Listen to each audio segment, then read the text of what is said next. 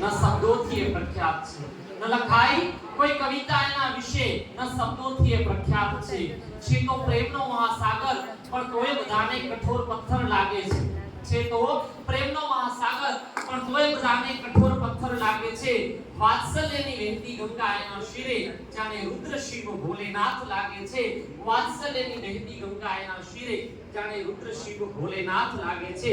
શું કહીએ એ બાપ વિશે જેનાથી તો આપણું અસ્તિત્વ છે, શું કહીએ એ બાપ વિશે જેનાથી તો આપણું અસ્તિત્વ છે। પાઈ પાઈ ભેગી કરી અને મારા માટે ખુશીઓ ખરીદતા જોયા છે, પાઈ પાઈ ભેગી કરી અને મારા માટે ખુશીઓ ખરીદતા જોયા છે। બાપના સ્વરૂપે મારા અસ્તિત્વને શણગારતા ઈશ્વરને મેં જોયા છે। બાપના સ્વરૂપે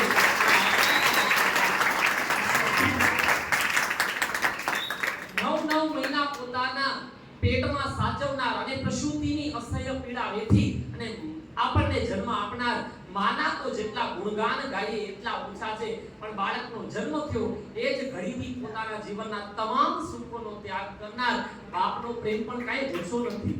પ્રેમ, સ્નેહ, મમતા અને કરુણાની સીમા વળોટે ત્યારે ઈશ્વર એક સ્ત્રીને માતા પદ સોંપે છે અને ધૈર્ય, સ્થૈર્ય, સાહસ, હિંમત અને મહેનતની પરિપક્વતા આવે ત્યારે ઈશ્વર એક પુરુષને પિતા પદ સોંપે છે।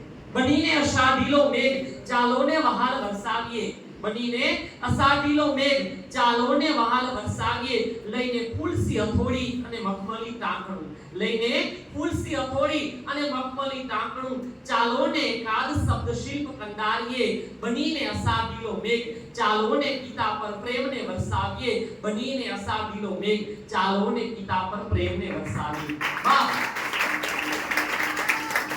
બાપ જે આપણામાંથી આવપણું મિટાવે એ બાપ, જે જગતને જીતવા માટે શક્તિ અને સાહસ આપે બાપ, આંગળી જાળી અને દુનિયાના ચોકમાં લઈ જઈ આપણને વ્યવહાર, વાણી અને વર્તનની સમજણ આપતા બાપ એના મૌનમાં ઘણું સમજાવી જાય છે કે માની મમતા છે, સંભાળ છે, વહાલ છે તો એની સામે પિતાનો ક્યાંક ક્રોધ છે, ઠપકો છે, પરંતુ હૃદયના ઊંડાણમાં જે છાનો માનો હલકાતો પ્રેમ છે એ નિર્દોષ અને નિસ્વાર્થ છે।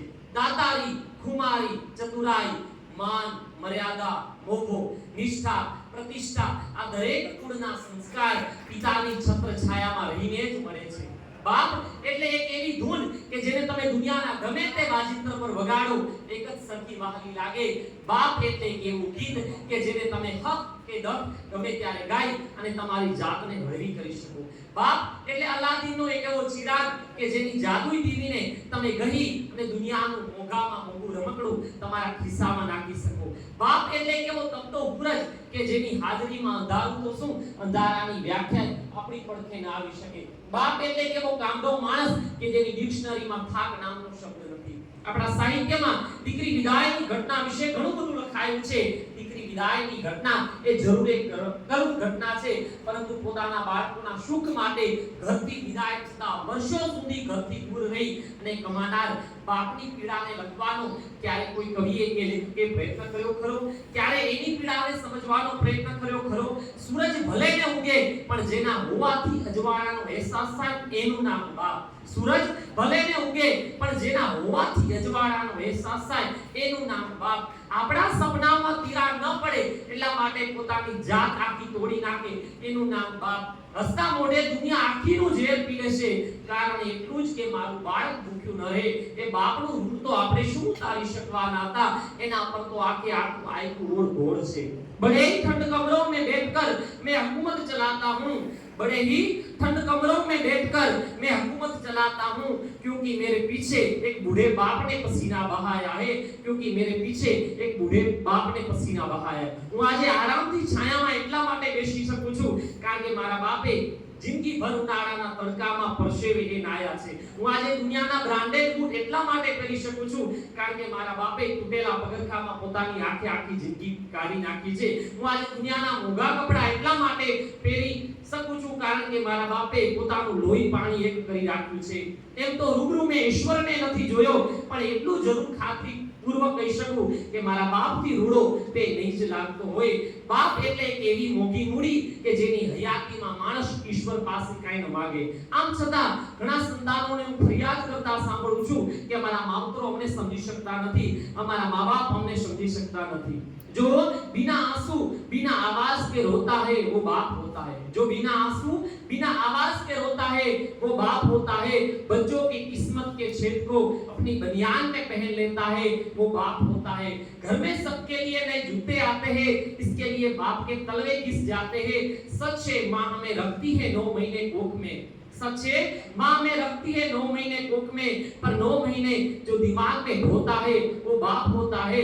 पर 9 महीने जो दिमाग में ढोता है वो बाप होता है। बाप रखवाला होता है, बाप निवाला होता है। बाप अपनी औलाद से हारकर मुस्कुराने वाला होता है। बाप अपनी औलाद से हारकर मुस्कुराने वाला होता है। बाप करता है कहता नहीं, बाप करता है कहता नहीं। जब तक बाप समझ में आ जाता है तब तक वो पास रहता नहीं। जब तक बाप समझ में आ जाता है तब तक वो पास रहता नहीं। બાપા બહુ જલ્દીથી સમજાતા નથી, એટલે એને સમજવામાં બહુ ઉતાવળ ન કરવી। હું નહીં હોઉં ને ત્યારે મારી કિંમત સમજાશે, આવું જ્યારે બાપ કહે છે ત્યારે બિલકુલ સાચું કહેતા હોય છે। પાણી દો, આમ કરો, તેમ કરો, આવી બૂમાબૂમ કરતા એ માણસનો અવાજ છેક સંસારમાં ધુમાડો થઈ જાય પછી આપણા સુધી પહોંચે છે। એટલે બાપાને સમજવા માટે એના દેશના સુધી રાહ ન જોતા। જગતનું એ એકમાત્ર એવું પાત્ર છે જે ક્યારે પ્રેમ દેખાડશે નહીં, પરંતુ એના હૃદયની અંદર અપાર પ્રેમ ભરેલો હશે। એ પ્રેમને જાણવા માટે ક્યારેક એના હૃદયની અંદર ઉતરજો। બાપનો પ્રેમ છે નાળિયેર જેવો છે। નાળિયેર બહારથી ગમે એટલું કઠોર લાગતું હોય, અંદર એક મીઠું મધુર પાણી ભરેલું હોય છે। એ મીઠું પાણી એ બાપનો પ્રેમ છે।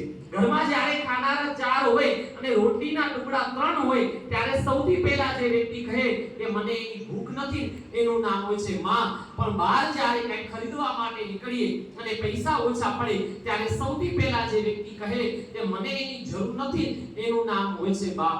દીકરી મોંઘામાં મોંઘો જગતનો ડ્રેસ પહેરી શકે એ માટે બાપ તૂટેલી ગંજી પહેરી અને જિંદગીભર પહેરી ચલાવી લેશે।